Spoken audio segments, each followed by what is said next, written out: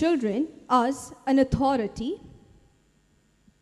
ಆ ಅಧಿಕಾರದ ಮೇರೆಗೆ ನಾವು ಜೀವಿಸುತ್ತಾ ಇದ್ದೇವೆ. And we are living on that authority. ಒಂದು ವೇಳೆ ದೇವರು ನಮಗೆ ಅಧಿಕಾರ ಕೊಡದಿದ್ದರೆ, if God wouldn't have given us that authority, ನಮ್ಮ ಜೀವಿತ ಬಹಳ ಕಷ್ಟಕರವಾಗುತ್ತಿತ್ತು. our life would have been difficult. ಈ ಅಧಿಕಾರ ಇರುವುದರಿಂದಲೇ ನಾವು ಕ್ರಿಸ್ತಿಯ ಜೀವಿತವನ್ನು ಜೀವಿಸುತ್ತಾ ಇದ್ದೇವೆ. And since we have this authority with us, we are living a Christian life. ದೇವರು ಇಸ್ರಾಯೇಲರನ್ನ ಐಗುಪ್ತ ದೇಶದಿಂದ ಬಿಡಿಸಿಕೊಂಡು ಬರುವಾಗ, when God brought Israelites from Egypt, ಆಗ ಒಬ್ಬ ನಾಯಕನನ್ನ ದೇವರು ಆಯ್ಕೆ ಮಾಡಿಕೊಳ್ಳುತ್ತಾರೆ. God appoints a leader. ಆತನೇ ಮೋಶೆ. And that's Moses. ಇಸ್ರಾಯೇಲರನ್ನ ಐಗುಪ್ತ ದೇಶದಿಂದ ಬಿಡಿಸಿಕೊಂಡು ಬರುವಾಗ, while he rescued them from Egypt, ಅವನಿಗೆ ದೇವರು ಅಧಿಕಾರ ಕೊಟ್ಟರು. God gave him authority. ಆ ಅಧಿಕಾರದ ಮೇರೆಗೆ ಆತನು ಇಸ್ರಾಯೇಲರನ್ನ ಆ ಐಗುಪ್ತ ದೇಶದವರ ಆ ಬಲವಾದ ಮುಷ್ಟಿಯಿಂದ ಬಿಡಿಸಿ ಕರೆತರಲಿಕ್ಕೆ ಅವಕಾಶವಾಯಿತು. And because of that authority, he was able to bring out the Israelites or free the Israelites from the Egyptians. ಆತನನ್ನ ದೇವರು ಕರೆದಾಗ, ನಾಯಕನನ್ನಾಗಿ ಇಸ್ರಾಯೇಲರನ್ನ ಬಿಡಿಸಿಕೊಂಡು ಬರಲಿಕ್ಕೆ ಬಾ ಎಂಬುದಾಗಿ ಕರೆದಾಗ, ಅವನು ಹೆದರಿಬಿಟ್ಟ. When God called him to be the leader for Israelites, he was afraid. ಮೋಶೆ ಅರಸನ ಮನೆಯಲ್ಲಿ, ಫರೋಹನನ ಮನೆಯಲ್ಲಿ ಬೆಳೆದನು. Moses grew up in the Pharaoh's palace house. ಫರೋಹನ ಆ ಸಹೋದರಿಯ ಮಗನಾಗಿ ಬೆಳೆದನು. He grew up as his relative. 40 ವರ್ಷ ಆತನು ಅರಮನೆಯಲ್ಲಿ ಬೆಳೆದನು. And for 40 years he grew up in that palace. ನಂತರ ಯಾವಾಗ ಅವನಿಗೆ ತನ್ನ ಜನರ ಕುರಿತಾಗಿ ಗೊತ್ತಾಯಿತು, ಇಬ್ರಿಯರು ನಮ್ಮನ್ನ ಇವರು ಇಬ್ರಿಯರಾದ ನಾವುಗಳು ನಮ್ಮನ್ನ ಇವರು ಗುಲಾಮತನದಲ್ಲಿ ಇಟ್ಟುಕೊಂಡಿದ್ದಾರೆ, ನಾವು ಇವರ ಅಧೀನದಲ್ಲಿ ಇರುವವರಲ್ಲ, ನಾವು ಸರ್ವಶಕ್ತನಾದ ದೇವರ ಜನಾಂಗ, ಎಲ್ಲವೂ ಅವನಿಗೆ ಪ್ರಕಟವಾಯಿತು. And when all of these things were revealed to him that we are under someone, that we must be out of it, ನಾವು ನಮ್ಮ ಪೂರ್ವಿಕರ ಬಲಹೀನತೆಯ ಕಾರಣ ನಾವು ಇಲ್ಲಿಗೆ ಗುಲಾಮತನಕ್ಕೆ ಬರಬೇಕಾಯಿತು ಎಂಬುದಾಗಿ ಅವನಿಗೆ ಗೊತ್ತಾಯಿತು. And because of our ancestral weakness, we had to come under this slavery, is what he understood. ಆತನಾದರೂ ದೇವರ ಕೃಪೆಯಿಂದ ಆತನು ರಕ್ಷಿಸಲ್ಪಟ್ಟು, ಇಸ್ರಾಯೇಲರು ಬೆಳೆಯುತ್ತಿರುವಾಗ ಜನಸಂಖ್ಯೆ ಹೆಚ್ಚಾಗಿ ಬೆಳೆಯುತ್ತಿತ್ತು. When the Israelites were growing, the population was increasing. ಆಗ ಫರೋಹನು ನೋಡಿ, ಇಸ್ರಾಯೇಲರು ಈ ರೀತಿ ಬೆಳೆದು ಬಿಟ್ರೆ ನಮ್ಕಿನ್ನ ದೊಡ್ಡ ಜನಾಂಗವಾಗ್ಬಿಡ್ತಾರೆ, ಆಗ ನಮ್ಮ ಮೇಲೆ ಯುದ್ಧ ಮಾಡಿ ನಮ್ಮನ್ನೇ ಇವರು ಗುಲಾಮತನಕ್ಕೆ ಇಟ್ಕೊಂಡ್ಬಿಟ್ಟಾರು ಎಂಬುದಾಗಿ ಅವನು ಹೆದರಿಬಿಟ್ಟ. ಒಂದು ವೇಳೆ ಇವರು ಬೆಳೆಯುತ್ತಿರುವ ಜನಸಂಖ್ಯೆಯನ್ನು ನೋಡಿ ಫರೋಹನನ್ನು ಹೆದರಿಬಿಟ್ಟ. So the Pharaoh, he feared the way these people were increasing. ಹೆಣ್ಣು ಮಕ್ಕಳು ಬೆಳೆದ್ರೆ ತೊಂದರೆ ಇಲ್ಲ, it is okay if the female population increases, ಗಂಡು ಮಕ್ಕಳು ಬೆಳೆದು ಬಿಟ್ರೆ, but if the male increases, ಅವರೆಲ್ಲ ವಿಷಯವನ್ನು ತಿಳ್ಕೊಂಡು ನಮ್ಮನ್ನು ಇವರು ಗುಲಾಮರನ್ನಾಗಿ ಇಟ್ಕೊಂಡಿದ್ದಾರಲ್ಲ, ಇವ್ರನ್ನ ಬಿಡಬಾರ್ದಂತ ನಮ್ಮ ಮೇಲೆ ಯುದ್ಧ ಮಾಡ್ಬಿಟ್ಟರು. and they would know all of these things and they would war against us. ಆತನು ಹೆದರಿ ಒಂದು ಐಡಿಯಾ ಮಾಡ್ದ. He feared and he thought of an idea. ಸೂಲಗಿತ್ತಿಯರನ್ನ ಕರೆದ. ಸೂಲಗಿತ್ತಿಯರ ಅಂದ್ರೆ ಡೆಲಿವರಿ ಮಾಡ್ತಾರೋ ನರ್ಸ್ಗಳನ್ನ, and he calls the nurse. ಅವ್ರನ್ನ ಕರೆದುಬಿಟ್ಟು ಹೇಳ್ತಾನೆ, ಇಬ್ರಿಯರು ಸ್ತ್ರೀಯರು ಮಕ್ಕಳನ್ನು ಹಡೆಯುವಾಗ ಒಂದು ವೇಳೆ ಹೆಣ್ಣು ಹಡಿದ್ರೆ ಗೊತ್ತಾಗುತ್ತಲ್ಲ, ಬಿಡಿ ತೊಂದರೆ ಇಲ್ಲ, ಗಂಡು ಏನಾರ ಡೆಲಿವರಿ ಆಯ್ತಾ ಅಲ್ಲೇ ಸಾಯಿಸ್ಬಿಡ್ರಿ ಅಂತ ಹೇಳ್ಬಿಟ್ಟು ಫರೋಹನ್ ಅವರಿಗೆ ಹೇಳ್ಕೊಟ್ಟ. He tells them that if at all they give birth to a girl, then just let them go, but if it's a boy child, then kill that baby there itself. ಅವರೆಲ್ಲ okay ಅಂತ ಹೇಳಿ ಎಲ್ಲ delivery ಆಗುವಾಗ ಆಗೆಲ್ಲ ಕೆಲವು ಸ್ತ್ರೀಯರನ್ನ ಕರೀತಾರೆ, delivery ಮಾಡೋ ಆ ಹೆಂಗಸರನ್ನೇ ಕರೀತಾರೆ. ಈಗ ಹೆಂಗೆ ಡಾಕ್ಟರ್ ಹತ್ರ ಹೋಗ್ತಾರೆ, ಆಗಲೂ ಕೂಡ ಇದ್ರು. And even back then also for the delivery purpose there were people who would come. ಆಗ ಅವರು ಬರುವಾಗ ಆ ರೀತಿಯಲ್ಲಿ ಮಾಡ್ಲಿಕ್ಕೆ ಇರುವಾಗ ನಂತರ ದೇವರು ಇವನ ಕುತಂತ್ರವನ್ನು ನೋಡಿ ಆ ಲೇಡಿ, ಆ ಒಂದು ಡೆಲಿವರಿ ಮಾಡುವಂತ ನರ್ಸ್ಗಳ ಮೇಲೆ ದೇವರ ಭಯ ಇಳಿದು ಬಂತು. And when the Pharaoh thought of this plan, the fear of God came upon those ladies, the nurses who were about to do the delivery. ಆಗ ಅವರಿಗೆ ದೇವರು ಎಚ್ಚರಿಸಿದನು, Then God brought in awareness, the warning, ನನ್ನ ಜನರನ್ನು ಕೊಲ್ಲಕೂಡದು ಎಂಬುದಾಗಿ. that do not kill my people. ಆಗ ಅವರು ಅದನ್ನು ಉಳಿಸುತ್ತಾ ಬರ್ತಾ ಇದ್ರು. And then they kept, rescuing or saving the babies. ಆ ಸಮಯದಲ್ಲಿ ಆತನು ಯಾವಾಗ ಇದು ಬೆಳೆಯುತ್ತಾ ಇದ್ದರೋ, And when they were growing, ಆಗ ಅವನು ರೈಟ್ ಏನು ಬೋಲ್ಡ್ ಆಗಿ ಇದ್ರೂ ಕೂಡ ಜನಸಂಖ್ಯೆ ಬೆಳೀತಾ ಇತ್ತು. I'm sorry. ಹಾಗೆ ಆಜ್ಞೆ ಮಾಡಿದ್ರು ಕೂಡ ನರ್ಸ್ಗಳು ದೇವರ ಭಯದ ಕಾರಣ ಆ ರೀತಿ ಮಾಡುತ್ತಿದ್ದ ಕಾರಣ ಜನಸಂಖ್ಯೆ ಗಂಡು ಮಕ್ಕಳ ಜನಸಂಖ್ಯೆ ಬೆಳೀತಾ ಇತ್ತು. And even after he passed this rule, even the population kept on increasing. ನಂತರ ಅವನು ಡೈರೆಕ್ಟ್ ಆಗಿ ಗಂಡು ಮಕ್ಕಳೆಲ್ಲರನ್ನು ಕೊಲ್ಲಲಿಕ್ಕೆ ಶುರು ಮಾಡ್ದ. And then he directly began killing all the male child. ಯಾವ ಇಬ್ರಿಯರ ಮಕ್ಕಳಲ್ಲಿ ಗಂಡು ಮಕ್ಕಳು ದೊಡ್ಡದಾಗಿ ಬೆಳೀತಾ ಇರ್ತವೋ ಅವನ್ನೆಲ್ಲವನ್ನು ಕೊಲ್ಲಲಿಕ್ಕೆ ಆಜ್ಞಾಪನೆ ಮಾಡ್ದ. And then he commanded that all the male child will be killed. ಆಗ ಈ ಮೋಶೆ ಹುಟ್ಟಿದ್ದು. And that is when Moses was born. ಮೋಶೆಯ ತಾಯಿ ಏನ್ ಮಾಡಿದ್ಲು, ಈ ಮಗುವನ್ನು ಸುಂದರವಾಗಿದೆಯಲ್ಲ, ಈ ಮಗುವನ್ನು ಕೊಂದು ಬಿಡ್ತಾರಲ್ಲ ಎಂಬುದಾಗಿ ಹುಟ್ಟಿದಾಗಲೇ ಒಂದು ಹಾಪು ಹುಲ್ಲಿನಿಂದ ಒಂದು ದೋಣಿಯನ್ನು ಮಾಡಿ, ಸಣ್ಣ ಬೋಟನ್ನು ಮಾಡಿ ಆ ಮಗುವನ್ನ, ಗಂಡು ಮಗುವನ್ನ, ಆಗ ತಾನೇ ಹುಟ್ಟಿದ ಮಗುವನ್ನ ಇಟ್ಟು ನೀರಿಗೆ ಬಿಟ್ಟು ಬಿಟ್ಟಳು. And when Moses was born, the mother was not able to let the child die, so she prepares a covering for the child and she leaves it in the river. ತೊಟ್ಟಿಲು Okay. I can't get the word. ಮಾಡಿ ಅದರೊಳಗಡೆ ಬಿಟ್ಟು ನಂತರ ಆ ಮಗು Nile ನದಿಯಲ್ಲಿ ಅದು ತೇಲ್ಕೊಂಡು ಹೋಗಿಬಿಡ್ತು. And the baby kept floating in that river.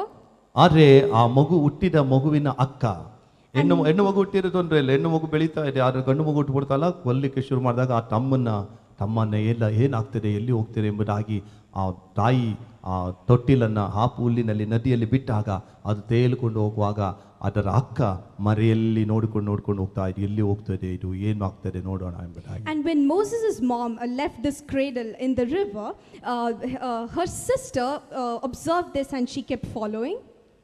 ಅದು ಹೋಗುತ್ತಿರುವಾಗ ಅದು ಅಲ್ಲಿ ಫರೋಹನ ತಂಗಿ ಆಕೆ ಸ್ನಾನ ಮಾಡ್ತಾ ಇರ್ತಾಳೆ ನದಿಯಲ್ಲಿ, ಸ್ವಿಮ್ಮಿಂಗ್ ಪೂಲ್ ಅಲ್ಲಿ ಬಾತ್ ಮಾಡ್ತಾ ಇರ್ತಾಳೆ. This Pharaoh's sister, she's showering in a particular place there. ಆಗ ಆ ಮಗುವನ್ನು ನೋಡಿ ಅದೃಷ್ಟವಶಾತ್ ಆಕೆಗೆ ಮಕ್ಕಳಿರಲಿಲ್ಲ. She did not have children. ಆಕೆ ಬಂಜೆ. She was barren. ಯಾವಾಗ ಆಕೆ ಸ್ನಾನ ಮಾಡುತ್ತಿರುವಾಗ ನೈಲ್ ನದಿಯಲ್ಲಿ ಆ ಮಗು ಒಂದು ತೊಟ್ಟಿಲು ಬಂತು, ಆ ಮಹಾಪೂಲಿನ ಒಂದು ವಿಷಯ ಬಂತು. ನೋಡುವಾಗ ಏನು ಎಂಬುದಾಗಿ ಆಶ್ಚರ್ಯವಾಗಿ ನೋಡಿದಳು. She was surprised when she saw this cradle that came her way. ಯಾವಾಗ ಮಗು, ಅದರಲ್ಲೂ ಗಂಡು ಮಗು ಎಂಬುದಾಗಿ ಗೊತ್ತಾಯಿತು.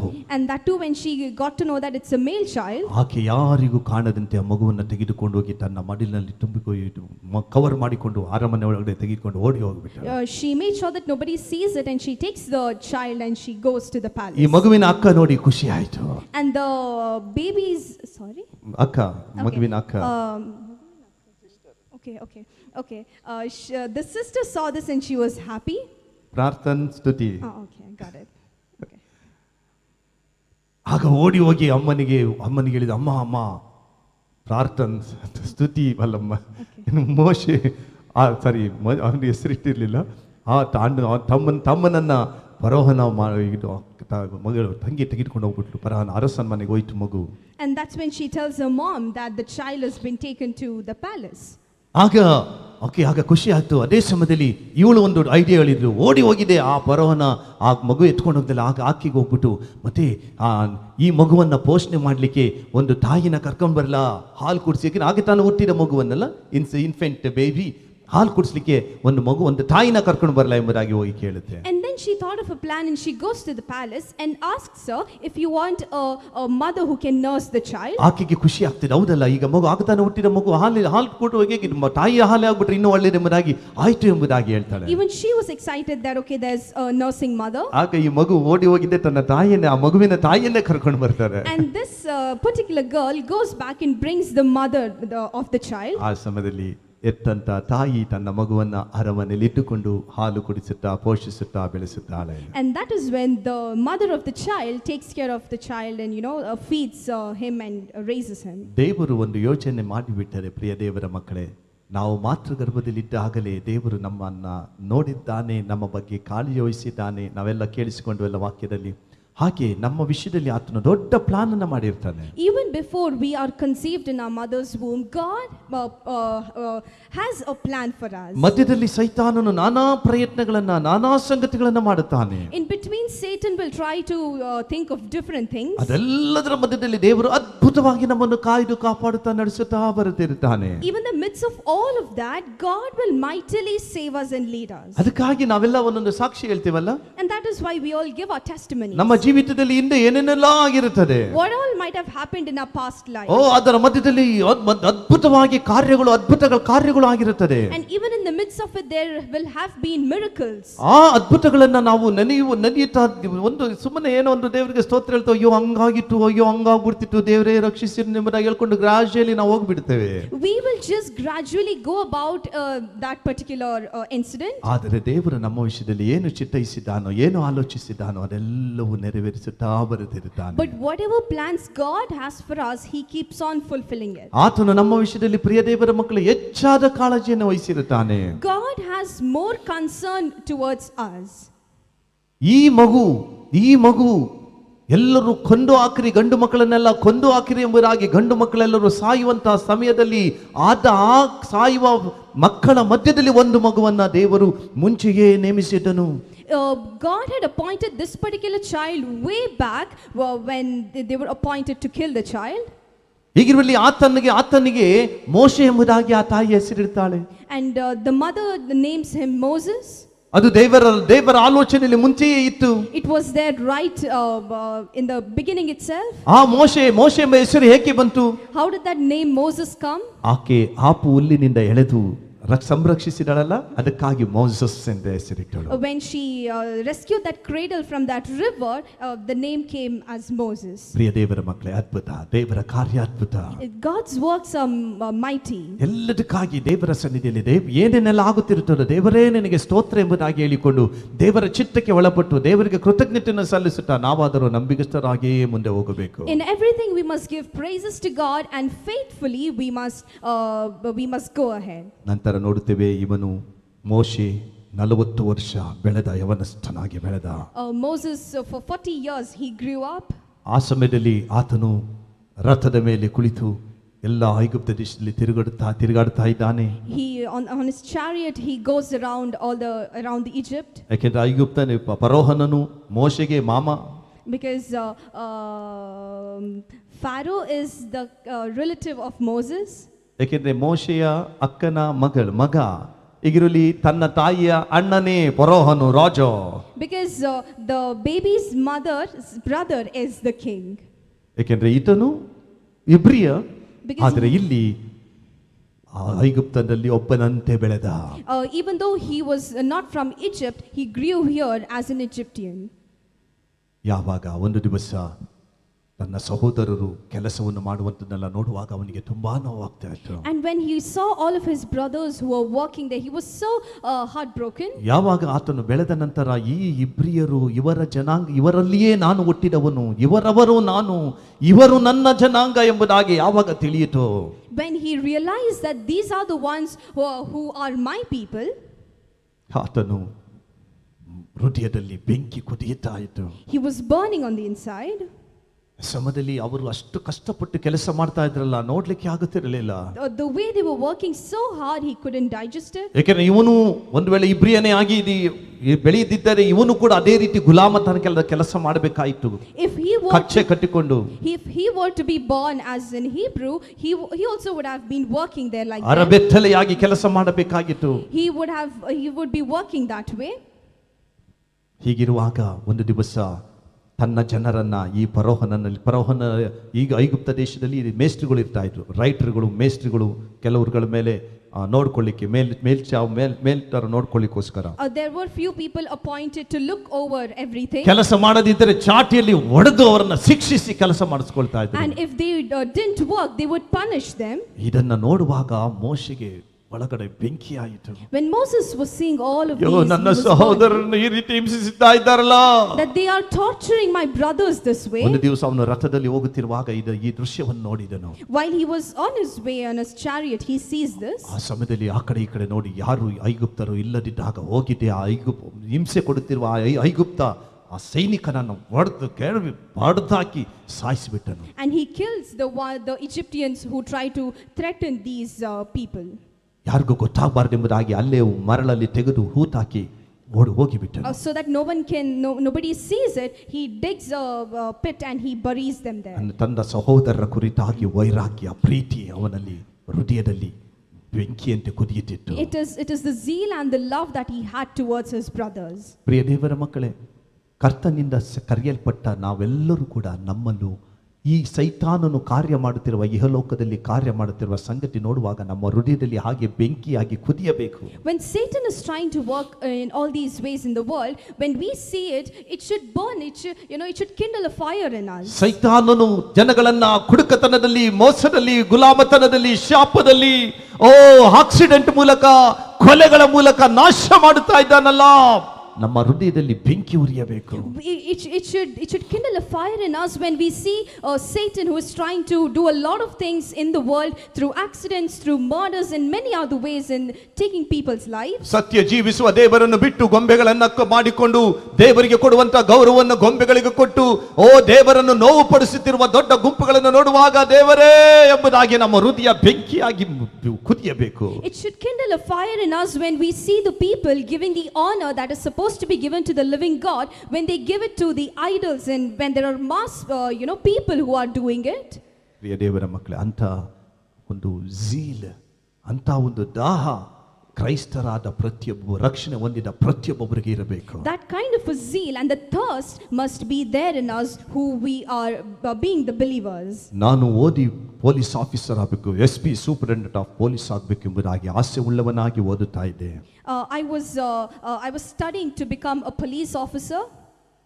ಮತ್ತೊಂದು ಅದೇ ಸಮಯದಲ್ಲಿ ದೊಡ್ಡ ಫಿಲ್ಮ್ ಆಕ್ಟ್ರೆಸ್ ಆಗಬೇಕು ಎಂಬುದಾಗಿ ಆಸೆ ಉಳ್ಳವನಾಗಿ ಮುಂದೆ ಹೋಗ್ತಾ ಇದ್ದೆ. And I also grew up to get into the cinema industry to become an actor.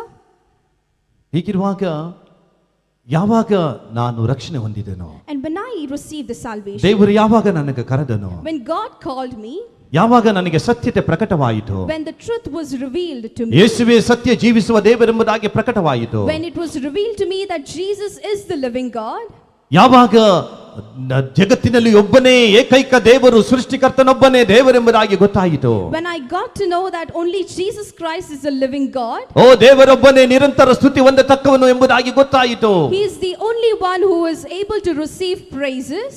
ರೋಮ ಪತ್ರಿಕೆಯಲ್ಲಿ ಬರೆದಂತೆ ಜನಗಳು ದೇವರನ್ನು ಜೀವ ಸ್ವರೂಪನಾದ ದೇವರನ್ನು ಬಿಟ್ಟು ಪ್ರಾಣಿ ಪಕ್ಷಿಗಳನ್ನ, ಹಾವುಗಳನ್ನ, ಪಕ್ಷಿಗಳನ್ನ, ಪ್ರಾಣಿಗಳನ್ನ, ಮನುಷ್ಯರನ್ನ ದೇವರೆಂಬುದಾಗಿ ಪೂಜಿಸಿದರು. Just like how people worship the creations, ದೇವರಿಗೆ ಅದು ಇಷ್ಟವಿಲ್ಲ. God doesn't like it. ಅದಕ್ಕಾಗಿ ದೇವರು ಬರೆಸಿದ್ದಾನೆ, ಸೃಷ್ಟಿಕರ್ತನೊಬ್ಬನೇ ನಿರಂತರ ಸ್ತುತಿ ಹೊಂದತಕ್ಕವನು. And that is why it is written that God alone, the creator alone, is worthy of all the praises. ಸೃಷ್ಟಿಕರ್ತನಾದ ದೇವರನ್ನು ಬಿಟ್ಟು ಇತರ ಒಂದು ಗೊಂಬೆಗಳನ್ನು ಮಾಡಿಕೊಂಡು ಹೋಗುವವರು ಅವರು ನರಕ ಪಾತ್ರರು ಎಂಬುದಾಗಿ ಸತ್ಯತೆ ಗೊತ್ತಾಯಿತು. When it was revealed to me that you have to worship only the creator and not the creations, and if you do, you will enter heaven. Hell. I'm so sorry. ನನ್ನ ಹೃದಯದಲ್ಲಿ ಯಾವಾಗ ಸತ್ಯತೆ ಗೊತ್ತಾಯಿತು, ನನ್ನ ಹೃದಯದಲ್ಲಿರುವ ಎಲ್ಲ ಆಸೆ ಆಕಾಂಕ್ಷೆಗಳು ಹೊರಗೆ ಹೋಯಿತು. When this truth was revealed to me, all the desires that I had just left me. Film actress ಆಗಬೇಕು, ಲೋಕದಲ್ಲಿ ಒಂದು ಮಿಂಚಬೇಕು ಎಂಬುದಾಗಿ ಇರ್ತಕ್ಕಂಥ ಆ ಒಂದು ಕೆಟ್ಟ ವ್ಯಾಮೋಹ ನನ್ನಿಂದ ತೊಲಗಿ ಹೋಯಿತು. The desire to be well known in the worldly space just left me. ಆದರೆ ನನ್ನ ಹೃದಯದಲ್ಲಿತ್ತು ಪೊಲೀಸ್ ಆಫೀಸರ್ ಆಗಬೇಕೆಂಬುದಾಗಿ ಯಾಕೆ ಬಯಕೆ ಇತ್ತು ಗೊತ್ತಾ? Do you know why did I have the desire to become a police officer? ಲೋಕದಲ್ಲಿ ಆಗುತ್ತಿರುವ ಎಲ್ಲ ಕರಪ್ಷನ್, ಕೆಟ್ಟತನ ಇದೆಲ್ಲ ನೋಡುವಾಗ ಈ ಕಳ್ಳರ, ಕದಿಮರನ, ಭ್ರಷ್ಟಾಚಾರಿಗಳನ್ನೆಲ್ಲ ಸದೆಬಡಿಬೇಕು, ಲೋಕವನ್ನ, ನಮ್ಮ ದೇಶವನ್ನ ಒಳ್ಳೆ ರೀತಿಯಲ್ಲಿ ಇರುವಂತೆ ನೋಡ್ಕೊಳ್ಬೇಕು. ಹಾಗೆ ಇರಬೇಕಾದ್ರೆ ಪೊಲೀಸರಾದ್ರೆ ಮಾತ್ರ ಅಲ್ವಾ ಎಂಬುದಾಗಿ ಅದಕ್ಕೋಸ್ಕರ ನಾನು ಪೊಲೀಸ್ ಆಫೀಸರ್ ಆಗಬೇಕೆಂಬ ಆಸೆ ನನ್ನಲ್ಲಿ ಬಂತು. I had this thought in my mind that if I become a police officer, I will be able to stop all kinds of corruption and punish all the people who are doing bad to the society. ಈ ದಾಹ ಇರುವ ಕಾರಣ ಆಸೆ ಅದಿತ್ತು.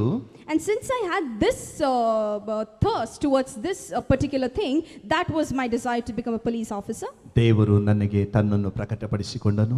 God revealed himself to me. ಲೋಕವನ್ನು ಬದಲಾಯಿಸಬೇಕಾದರೆ, to change the world, ಕೆಟ್ಟ ವ್ಯಕ್ತಿಗಳನ್ನ ಒಳ್ಳೆಯವರನ್ನಾಗಿ ಮಾಡಬೇಕಾದರೆ, to transform the bad people to good people, ಭ್ರಷ್ಟಾಚಾರಿಗಳು, ಅತ್ಯಾಚಾರಿಗಳು, ಅನಾಚಾರಿಗಳು, ಕಳ್ಳರು, ಕದಿಮರು, ವಿಚಾರಿಗಳು ಇವರನ್ನ ಬದಲಾಯಿಸುವುದು ಪೊಲೀಸರ ಬೆತ್ತವಲ್ಲ. To change or to transform the criminals, it is not just the weapon used by the police. ಬುಲೆಟ್ಗಳಲ್ಲ, ಬೆತ್ತ ಅಲ್ಲ, ಅಥವಾ ಪೊಲೀಸರ ವಧೆಗಳಲ್ಲ. It is not the weapons that we use. ನೋಡ್ತೇವೆ ಎಷ್ಟೋ ಜನ ಕಳ್ಳರು, ರೌಡಿಗಳು, ರೌಡಿಸಮ್ ಮಾಡುವುದು, ರೌಡಿಗಳೇ ರೌಡಿಸಮ್ ಮಾಡ್ತಾ ಇರ್ತಾರೆ. ರೌಡಿಗಳು ರೌಡಿಸಮ್ ಮಾಡುವಂಥದ್ದು, ಅವರು ಒಳಗಡೆ ಹೋಗ್ತಾರೆ, ಮತ್ತೆ ಬಿಡುಗಡೆ ಮಾಡಿ ಬಿಡುಗಡೆಯಿಂದ ಒಂದು ಬಂದು ಮತ್ತೆ ರೌಡಿಸಮ್ಗೆ ಮುಂದುವರಿತಾರೆ. The people who get into all sorts of rowdyism and all of that, they themselves keep repeating it once they are bailed and all of that. ಕಳ್ಳನು ಕಳ್ಳತನ ಮಾಡ್ತಾರೆ, ಸಿಕ್ಕ ಹಾಕೊಳ್ತಾನೆ, ಅವನಿಗೆ ಹೊಡಿತಾರೆ, ಇಷ್ಟು ತಿಂಗಳು ವರ್ಷ ಜೈಲಿಗೆ ಹಾಕ್ತಾರೆ, ನಂತರ ಬಿಡಿಸ್ತಾರೆ. A thief, commits a crime and then he's put behind bars, and after a certain period of time he's left, and again it's the same cycle. ಹೊರಗಡೆ ಬಂದ್ಮೇಲೆ ಮತ್ತೆ ನಾನು ಮತ್ತೆ ಅದೇ ಕಳ್ಳತನ ಮಾಡ್ತಾನೆ. And then it's the same thing all over again. ಕಳ್ಳ ಸಿಗಾಕಳ್ದಿದ್ರೆ ನಾನು ಆರಾಮಾಗಿ ಇರಬಹುದು. If he doesn't get caught, he's just there. By miss ಸಿಗಾಕೊಂಡ್ರೆ ಏನು 1 ವರ್ಷ 2 ವರ್ಷ ಆರಾಮಾಗಿ ಅಲ್ಲಿ ಊಟ ಸಿಗ್ತದೆ, ಜೈಲಲ್ಲಿ ಇರೋಣ. If he gets caught, then he is behind bars, everything is just there for them. ಶಿಕ್ಷೆ ಮನುಷ್ಯನನ್ನು ಬದಲಾಯಿಸೋದಿಲ್ಲ. Punishment normally doesn't change people. ಗೊತ್ತಾಯಿತು ನನಗೆ. That is what I realized. ಕೆಟ್ಟವನು ಒಳ್ಳೆಯವನಾಗಿ ಮಾರ್ಪಡಬೇಕಾದರೆ, if a bad person has to be transformed, ಕೆಟ್ಟವನನ್ನ ಒಳ್ಳೆಯವನನ್ನಾಗಿ ಮಾರ್ಪಡಿಸುವುದು, ಕೆಟ್ಟವನನ್ನ ಒಳ್ಳೆಯವರನ್ನಾಗಿ ಮಾರ್ಪಡಿಸುವುದು, something that will transform the bad people into good, ಅಧಿಕಾರವಲ್ಲ ಅಥವಾ ಇತರ ಮನುಷ್ಯನು ಕೊಡುವಂತ ಶಿಕ್ಷೆಯಲ್ಲ, ದೇವರ ಸ್ಪರ್ಶತೆ. It is not the punishment or the authority, it is the revelation from God. ದೇವರ ಸ್ಪರ್ಶತೆ, touch. It is the touch of God. ದೇವರು ತನ್ನನ್ನು ಅವನಿಗೆ ದೇವರು ಮುಟ್ಟಿದರೆ ಕೆಟ್ಟ ವ್ಯಕ್ತಿ ಸಂಪೂರ್ಣ ಬದಲಾವಣೆಯಾಗುತ್ತಾನೆ. When God touches them, a bad person will be completely transformed. ಅದರಲ್ಲಿ ನಾವೆಲ್ಲರೂ ಒಬ್ಬರು. And we all are one among them. ಇಂದಿನ ಜೀವಿತ ನಮ್ಮದು ನೀನು ಒಂದೊಡಿತೀಯೋ ನಾನು 10 ಹೊಡಿತೀನಿ. In our past life we might be someone who gives tit for tat. ಇಂದಿನ ಜೀವಿತ ಎಲ್ಲವೂ ರಿವರ್ಸ್ ಲೋಕದಂತೆ ಇತ್ತು. In the previous past it was all based on grudge and revenge. ಆದರೆ ಯಾವಾಗ ಕರ್ತನು ನಮ್ಮನ್ನು ಮುಟ್ಟಿದನೋ ಸಂಪೂರ್ಣ ಬದಲಾಯಿತು. But when God touched us, it all transformed. ಒಂದು ಕೆನ್ನೆ ಹೊಡೆದರೆ ಮತ್ತೊಂದು ಕೆನ್ನೆಯನ್ನು ಕೊಡು. If one slaps you on one cheek, show the other. ನಿನ್ನನ್ನು ಶಪಿಸುವವರನ್ನೇ ಶಪಿಸಬೇಡ, ಅವರನ್ನು ಆಶೀರ್ವದಿಸು. Bless the one who curses you. ನಿನಗೆ ಅಪಕಾರ ಮಾಡುವವರಿಗೋಸ್ಕರ ನೀನು ಪ್ರಾರ್ಥಿಸು, ಅವರಿಗೆ ಉಪಕಾರ ಮಾಡು. If someone doesn't do good to you, pray for them and you do good to them. ದೇವರ ಈ ಸ್ಪರ್ಶತೆ ನಮ್ಮನ್ನು ಮಾರ್ಪಡಿಸುತ್ತದೆ. This particular touch will transform us. ಯಾವಾಗ ಈ ಸತ್ಯತೆ ತಿಳಿದೆನೋ ಆಗ ಇರುವಂತ ಈ ಲೋಕದ ವಾಸಿಯನ್ನು ಬಿಟ್ಟು, ದೇವರೇ ನಿನ್ನ ಸಾನ್ನಿಧ್ಯ ಸೇವಕನನ್ನಾಗಿ ನನ್ನನ್ನು ತೆಗೆದುಕೋ ಸ್ವಾಮಿ. And when this revelation was there in me, this realization was there in me, I left all the worldly desire and I asked the Lord that, Lord, use me and make me the one. ನಾನು ರಕ್ಷಣೆ ಹೊಂದಿದ ನಮ್ಮ ಸಭೆಯಲ್ಲಿ ನಮ್ಮ ಸಭಾಪಾಲಕರು ವಾಕ್ಯವನ್ನು ಹೇಳಿ ಒಂದು ಹಾಡನ್ನು ಹೇಳ್ತಾ ಇದ್ರು. The place where I received salvation, that particular pastor, he sang this song. ಯಾರು ಹೋಗುವರು, ಯಾರ ಕಳುಹಿಸಲಿ, ಯಾರು ಹೋಗುವರು, ಯಾರ ಕಳುಹಿಸಲಿ. ಈ ಸ್ವರ ಯೆಶಾಯನಿಗೆ ದೇವರು ಕರೆದಂತ ಸ್ವರ. This is the voice that called Isaiah. ಯಾರು ಹೋಗುವರು, ಯಾರನ್ನು ಕಳುಹಿಸಲಿ. That who will go, whom should I send? ಕೀರ್ತನೆಗಾರನು ಈ ರೀತಿ ಬರೆದಿದ್ದಾನೆ. In a psalm he writes, ಯಾರು ಹೋಗುವರು, ಯಾರನ್ನು ಕಳುಹಿಸಲಿ ಎಂಬುದಾಗಿ ಹೇಳಿದಾಗ, when he asks that who will go, whom do I send? ಪ್ರಭು ಕಳಿಸು ನನ್ನ ನಾ ಹೋಗುವೆ ಪ್ರಭು ಕಳಿಸು ನನ್ನ ನಾ ಸಾರುವೆ ಕೋಟ್ಯಾನು ಕೋಟಿ ನನ್ನಯ ಜನರು ನರಕ ಸೇರುತ್ತಿರುವರು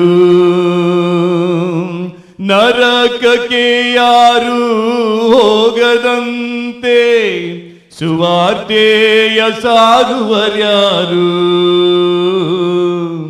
ಯಾರು ಹೋಗುವರು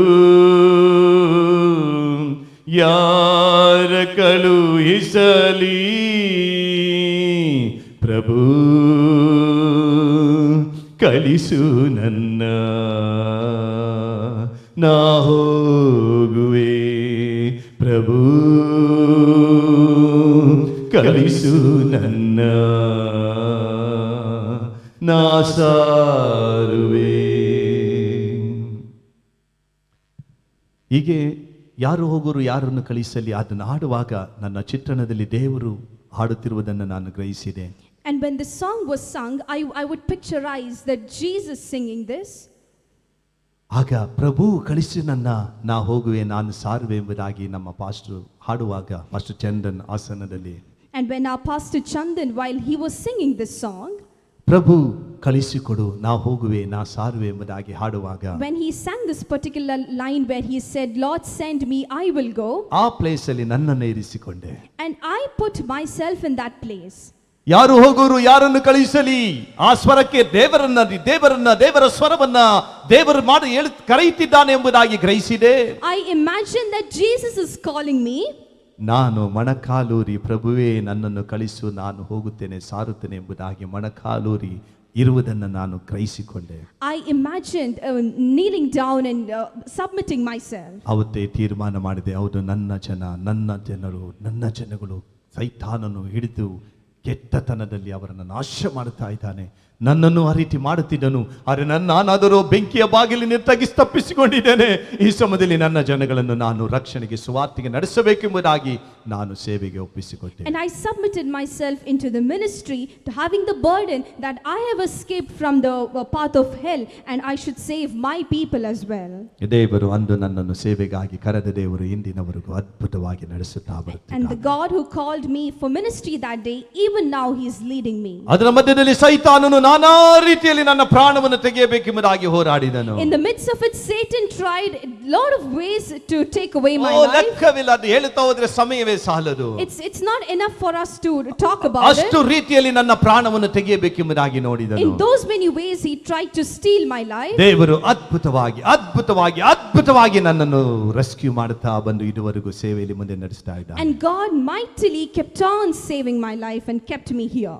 ಹಿಂದೆ ಆದಂತ ಎಷ್ಟೋ ಘಟನೆಗಳು okay, and there are a lot of incidents in the past and that's okay. ನಾನು ಇಲ್ಲಿ ಸುರತ್ ಕಲ್ಲಿಗೆ ಬಂದ ಮೇಲೆ ನನಗೆ ವಿರುದ್ಧವಾಗಿ ಆದಂತ ಎಲ್ಲ ಘಟನೆಗಳು ನಿಮ್ಮೆಲ್ಲರ ಕಣ್ಣು ಮುಂದೆ ಇದೆ. And after coming to this place Suratkal, you all are the testimony of what all happened to me.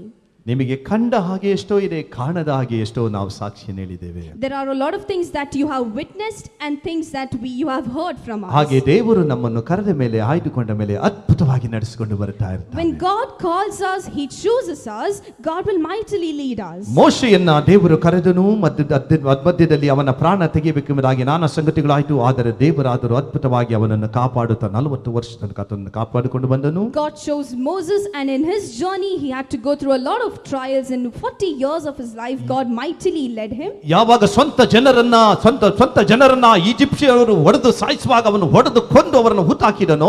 When he killed the Egyptians who were torturing his people, ಅದರ ಒಳಗಡೆ ಅವನಿಗೆ ಭಯವಿತ್ತು. on the inside he was O fearful. ಫರೋಹನಿಗೆ ಗೊತ್ತಾದ್ರೆ ನನ್ನ ಕಥೆ ಏನು, that if at all Pharaoh gets to know what about me, ಅದು ಭಯದಲ್ಲಿ ಇದ್ದ.